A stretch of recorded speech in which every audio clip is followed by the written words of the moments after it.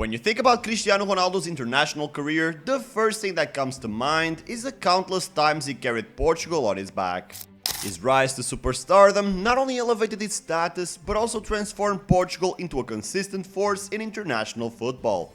While he has claimed just one Euro championship, it's undeniable that Portugal's performances over the past 2 decades have largely been respectable.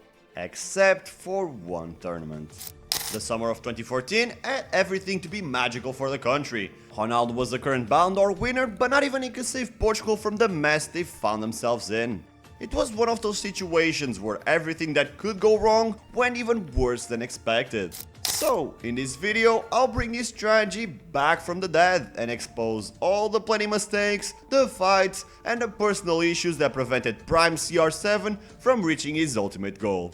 But first, and as usual, let me give you some context. Going into the 2014 World Cup, Portugal was planning to build on the unprecedented success they enjoyed in the previous decade. Up until that point, the 2000s were Portugal's most successful decade and the first where they participated in every single international tournament. And nope, it wasn't because of Cristiano Ronaldo. Portugal as a whole got rid of the old habits that time and time again kept them out of the promised land. No more piss bags being thrown at journalists in the middle of the night, no more fights between teammates, and no more partying before matches. Out of all coaches, it would be a Brazilian who instilled discipline in the Seleção and encouraged Portuguese fans to be proud of their nation, to not fear putting up a flag on their balconies, which was fundamental to the country's football culture, given that there was still a big stigma around patriotism after the demise of the Salazar regime. So, even though we never won anything with Portugal, I'd say Luís Filipe Scolari played a much larger role in establishing Portugal as a top team than Cristiano. Don't get me wrong though, Ronaldo would be fundamental in keeping Portugal in the limelight in the 2010s, because while the previous generation was one of the most talented the country had ever seen, CR7's generation was mediocre to say the least. The 2010 World Cup was Ronaldo's first true test as Portugal's leader, and honestly, it was pretty disappointing. Portugal scored 7 goals against North Korea but fell to hit the back of the net in their other 3 matches, bowing out to Spain in the round of 16. 2 years later, with Ballon at the helm, Portugal overcame their group of death, thanks in large part to a wonderful CR7 performance against the Netherlands.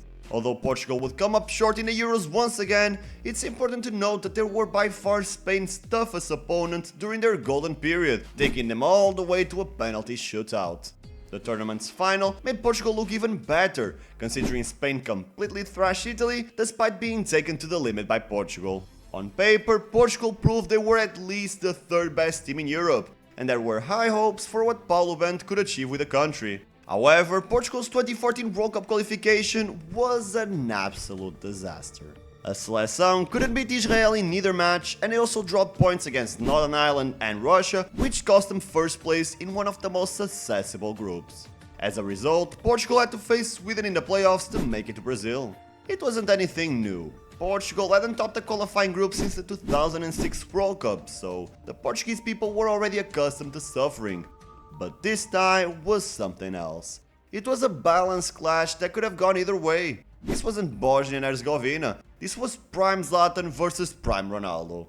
A clash between 2 fierce rivals that ultimately defined Cristiano's career. I mean, every Portuguese fan, when asked about CR7's best performance for the national team, will probably cite the second leg match against Sweden. No mind games, no cold weather, and no Swedish magician could stop Ronaldo at his peak. Without him, I'm sure Portugal would have demoralized and let Sweden surpass them on aggregate when they lost the lead with a little over 15 minutes left to play. But Ronaldo inspired his teammates and finished the job himself with a hat-trick to seal Portugal's ticket to Brazil. A hopeful fan like young me thought this would turn things around, but improved morale simply doesn't make up for an absolute lack of talent. By 2014, Portugal's national team was composed solely of Ronaldo's generation. Of course, there were still some pretty good players like Pep, João Moutinho or Nani, but the rest of the starting 11 was just a bunch of out-of-form players from mid-tier clubs all across Europe. Besides, there was no squad depth whatsoever. Nowadays, you have guys like Pedro Gonçalves or Francisco Trincão regularly failing to get a call-up. 10 years ago, Portugal's bench was composed of average players that I'm sure foreign fans wouldn't even recognize. Seriously, look at this screen. Can you even name 4 out of these 10 players? But perhaps the most glaring mistake was not using Ronaldo as a striker. Up until the arrival of Fernando Santos, Ronaldo was always used as a winger, which wasn't even criticized at the time, since that's how he played his entire career. The thing was, Portugal had lacked a pure striker since Pauleta retired in 2006. They tried to fill that void with Nuno Gomes, Hugo Almeida, Helder Postiga. They even gave Portuguese citizenship to Lee Edson, but the left zing was already past his prime and couldn't replicate his club form. If Portugal already lacked talent, Paulo Bento only made things worse by getting into conflicts with players. Bozingua, Ricardo Carvalho and Quaresma all found themselves at odds with the manager. If Carlos Queiroz was too lenient with the players, Paulo Bento was too strict, and sometimes even a bit unfair, especially with Quaresma. Before the World Cup, Bento was hanging by a thread, but to be fair, I don't think he's the main culprit of Portugal's embarrassing run. What I can say is that he brought many players to that World Cup who were clearly not at their best, including Ronaldo.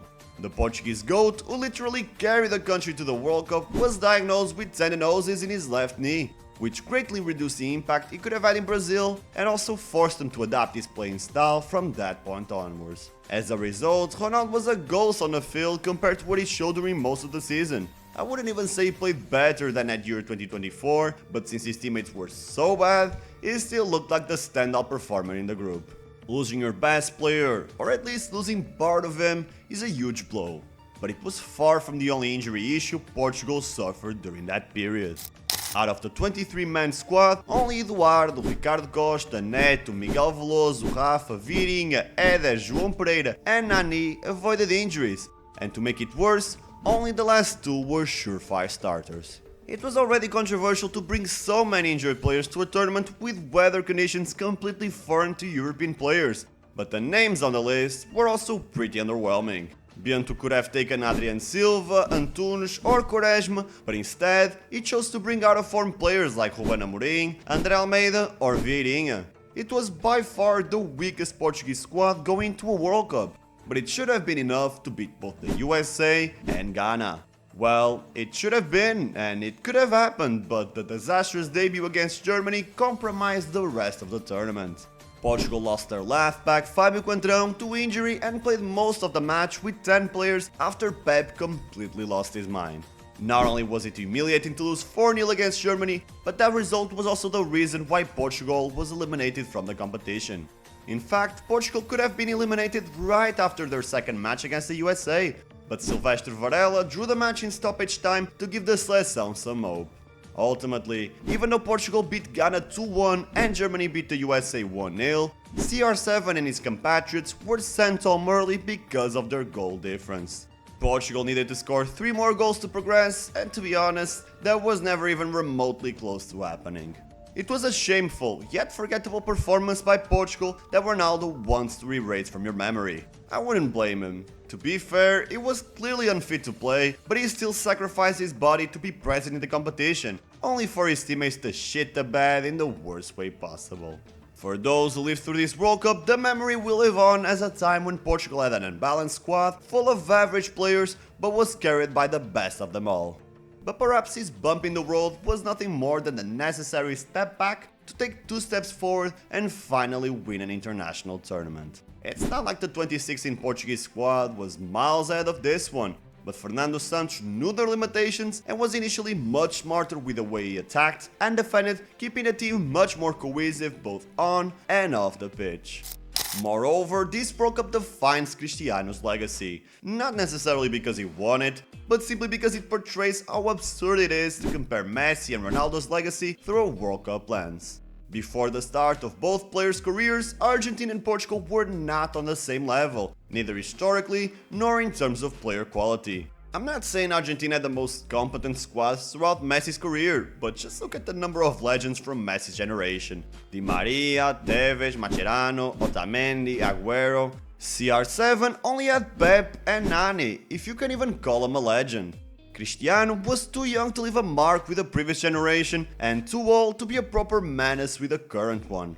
That's why I think it's reasonable to believe Messi is better than Ronaldo, but stupid to use the World Cup as a definitive argument for that case. Nowadays, even though the Portuguese national team still has a lot of issues to fix and many leeches to get rid of, we can at least say that Portugal has pretty much every position covered with plenty of alternatives ready to jump into the limelight. Ronaldo debuted with Portugal 21 years ago, and even though there were more sad moments than happy ones when it mattered the most, I can confidently say he turned Portugal into a squad that you can expect a lot from and that always feels obligated to win no matter the opponent. For many Portuguese fans who grew up rooting for Brazil in the World Cups because their country was never there, I think that should be more than enough. But hey, just because Portugal had a terrible time in Brazil in 2014, it doesn't mean that World Cup was awful. In fact, I already made a video about it where I analyzed why that was the last true World Cup.